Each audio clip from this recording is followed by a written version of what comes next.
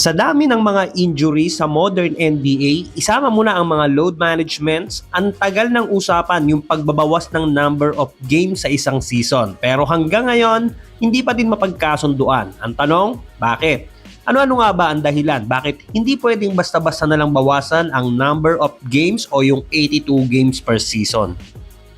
Pero bago yan, konting history muna tayo. Noong unang mga taon ng NBA, wala pang permanenteng bilang ng regular season games. Pabago-bago, halimbawa noong late 1940s hanggang 1950s, may mga season na 60, 66, 68 at 72 games lang ang nilalaro ng bawat team. Habang nadadagdagan ng mga franchise, unti-unti rin nadadagdagan ang bilang ng mga laro. Siyempre hindi naman ganoon kadami ang teams dati. 10 o 11 teams lang ata meron ng NBA noon. Pagdating ng 1961 to 1962 season, naging 80 games ang regular season. Noong 1966 to 67, naging 81 games. At noong 1968, nagmadagdagan ang liga ng dalawang expansion teams, ang San Diego Rockets at Seattle Supersonics. Doon opisyal na naging 82 games ang regular season. 12 teams na meron ng NBA noon at ang nakakagulat, mahigit 5 dekada na ang lumipas, nananatili pa ring 82 games ang NBA season kahit dumami na ang mga koponan mula 12 hanggang 30 teams. Pero ang tanong, kung noon nga pabago-bago ang bilang ng games, bakit ngayon parang ayaw na itong galawin ng NBA? Bakit hindi na lang gawing 70 o 72 games para mabawasan ang pagod ng mga players? Unang dahilan, pera. Actually, hindi lang yan unang dahilan. Yan talaga ang pinaka-main reason bakit halos imposibleng bawasan ng NBA ang number of games. Sa bawat home game ng isang NBA team, hindi lang ticket ang pinagkakakitaan. Pagpasok pa lang ng fan sa arena, nagsisimula na agad kumita ang team. May mga bumibili ng pagkain, inumin, may bumibili ng jersey, cap at iba pang merchandise. Kasama na din yung mga nagbabayad sa parking. Pati mga sponsor, mas maraming exposure dahil sa mas maraming games ang napapanood ng milyong-milyong fans. Isa pa, bawat home game ay may value din para sa local television partners na nagbabayad ng malaking halaga para maipalabas ang mga laro ng kanilang team sa buong season. Ngayon, isipin natin kung gagawing 72 games ang regular season. 10 mababawas. Ibig sabihin, halos 5 home games ang mawawala sa bawat NBA team. Kasi kalahati ng schedule ay home games eh. Mula sa 41 home games, magiging mga 36 na lang. So, 5 home games nga per team ang mawawala. Maliit kung papakinggan, pero kung imumultiply mo yan sa 30 teams, mahigit 150 home games ang mawawala sa isang season. Bawat home game, $1 billion ang pumapasok sa isang NBA team o organization. Kaya hindi lang simpleng 10 games lang naman ang binawas. Ang totoong ibig sabihin niyan ay lagpas 100 games ang mawawala sa buong liga. Kasama ang bilyong-bilyong dolyar na kita mula sa tickets, sponsors, pagkain, merchandise, parking at lalong-lalo na yung TV rights. Pangalawang dahilan, ang pagbawas ng games ay makakaapekto sa sweldo o kontrata ng mga players. Bakit? Dahil ang paglaki ng salary cap ay nakadepende sa tinatawag na basketball-related income o BRI. Dito nang gagaling ang malaking bahagi ng pera ng liga like ticket sales, TV deals, sponsorships, merchandise at iba pang pinagkakakitaan ng NBA. Kapag lumaki ang kinita ng liga, tumataas din ang salary cap.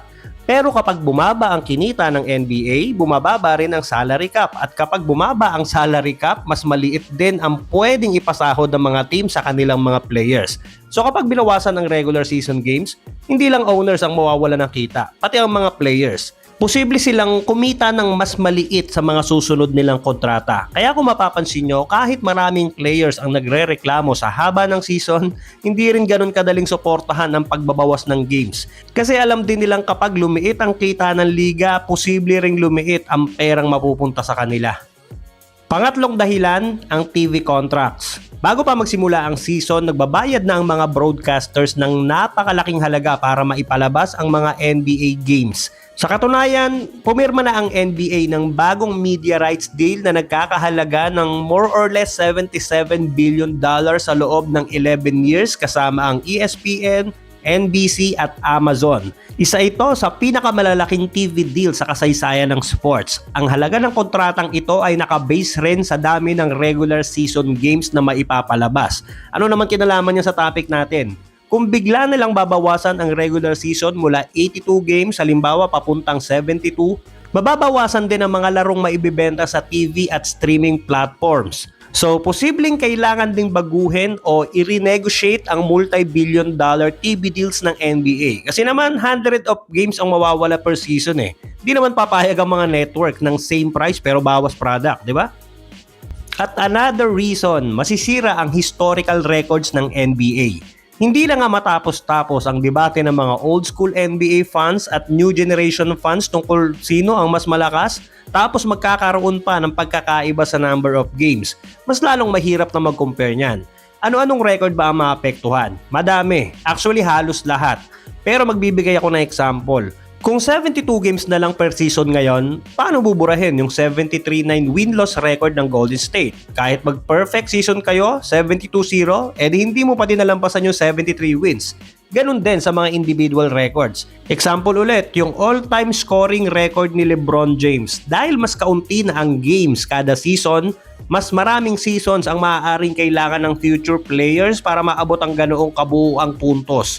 Kung nagawa ni LeBron yun ng halimbawa 23 years, paano pa yung mga susunod na henerasyon? Kaya mas kaunti ang pagkakataon ng mga players na mag-ipon ng points, rebounds, assists, steal, blocks o 3-pointers. Dahil dyan, mas mahihirapan silang habulin ng mga dating records. Hindi dahil mas mahina sila, kundi dahil mas kaunti na ang larong available. Kaya kung mangyayari man ang pagbabawas ng regular season games, siguradong magkakaroon na naman ng malaking debate. Kapag may nakabasag ng record, may magsasabing mas impressive ang luma dahil mas mahaba ang season. Kapag hindi naman nabasag ang record, may magsasabi pa rin na hindi fair ang comparison dahil mas kaunti na ang games ngayon. Halimbawa na dyan, yung kay Bill Russell na hanggang ngayon may mga fans pa din na nagsasabing hindi raw fair ikumpara ang 11 championship niya sa modern NBA. Imagine naman kasi 13 seasons lang naglaro yon, 11 pa yung championship niya. Calabao, Ginebra o San Miguel. Hindi dahil maliit ang achievement niya, napakahirap pa rin manalo ng 11 championships. Pero ang argumento ng iba, noong rookie season niya, 8 teams lang ang nasa NBA. Pagsapit ng huling season niya, naging 14 teams na ang liga. Kumpara ngayon na 30 teams na ang kalaban, mas marami talagang kompetisyon. Tapos may expansion teams pa na paparating. Unfair nga naman daw.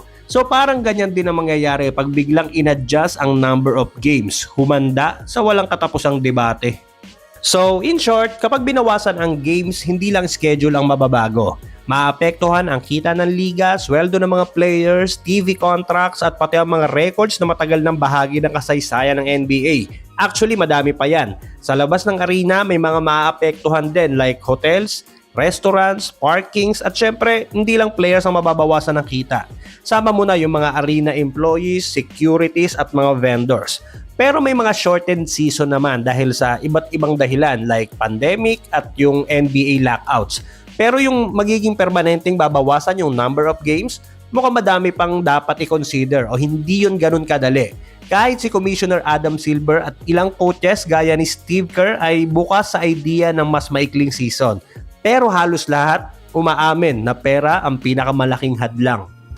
Pero tingin mo ba dapat nang bawasan ang number of games per season? O okay lang ang 82 games para fair sa mga dating NBA players? Comment ka naman sa baba, paki-like and share na din ang video at baka naman paki-subscribe na din ang ating channel para sa mga susunod pang NBA kwentuhan.